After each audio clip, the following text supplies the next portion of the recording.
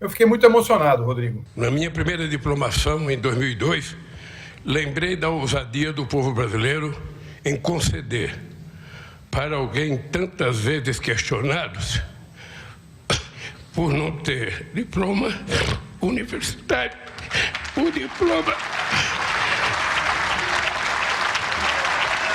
Eu quero pedir desculpas a vocês pela emoção, porque quem passou o que eu passei nesses últimos anos está aqui agora.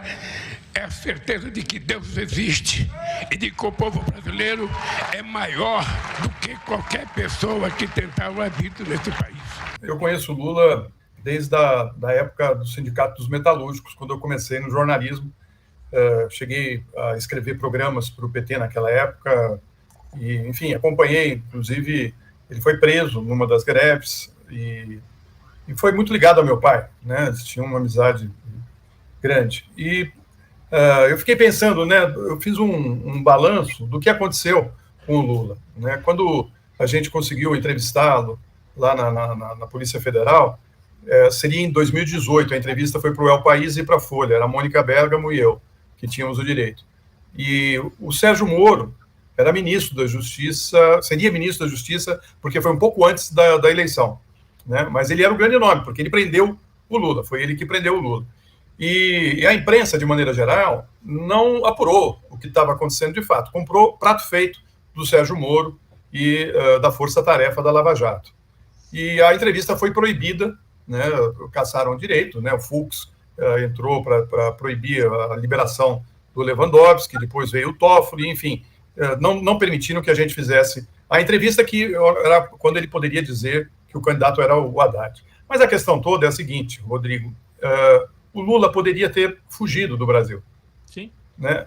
Tinha todas as condições para ir embora, ele sabia que ia ser preso. Né? Agora, ele ficou por um único motivo, porque ele era inocente. Porque se ele não fosse inocente, ele teria ido embora. Ou seja, ele ficou para provar a inocência dele. E em 2019, quando eu e a Mônica entramos naquela sala para entrevistá-lo, foi um marco daquela prisão. Foi um momento que deixaram ele falar, mas mesmo assim o Sérgio Moro tentou impedir, já como ministro da Justiça, tentou impedir que a gente fizesse a entrevista, tentou tumultuar a entrevista, comprovando que ele tinha condenado o Lula sem prova num julgamento viciado e que era para abrir caminho para a extrema-direita, e tudo isso ficou claro depois com a Vaza Jato.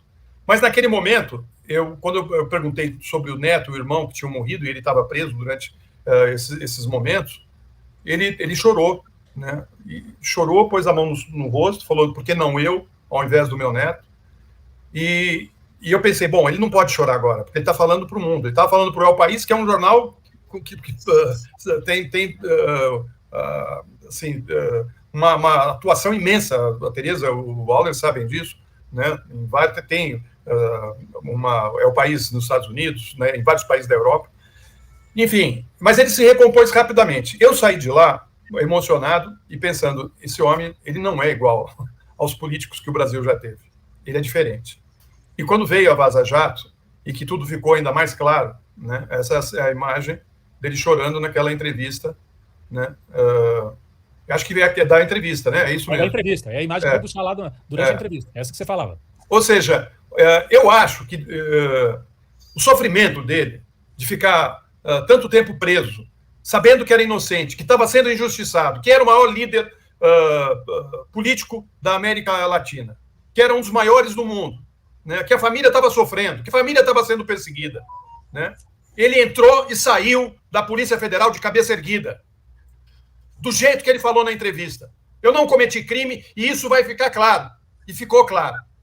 Né? Quando ele chora hoje, é o choro de alguém que ficou mais de um ano preso injustamente, alguém que foi humilhado, alguém que aguentou o baque de não poder ver o enterro do irmão, ou de ser cercado por policiais para ver o enterro do neto. Né? Tudo isso está guardado dentro do coração dele, das invasões do apartamento dele, das invasões do escritório dele. Né? Ele volta vitorioso. Ele volta mostrando que ele está na galeria dos grandes homens do mundo. Ele está na galeria de um Martin Luther King. Ele está na galeria daqueles que foram perseguidos, e não foram poucos nessa história, como Gandhi, né? Então, assim, eu fiquei emocionado, porque ele é o maior líder político da nossa história recente. Não tem ninguém na nossa história do país com o tamanho do Lula. Espero que ele consiga ter sucesso de novo nesses 4 anos, porque é o terceiro, né? Terceiro mandato.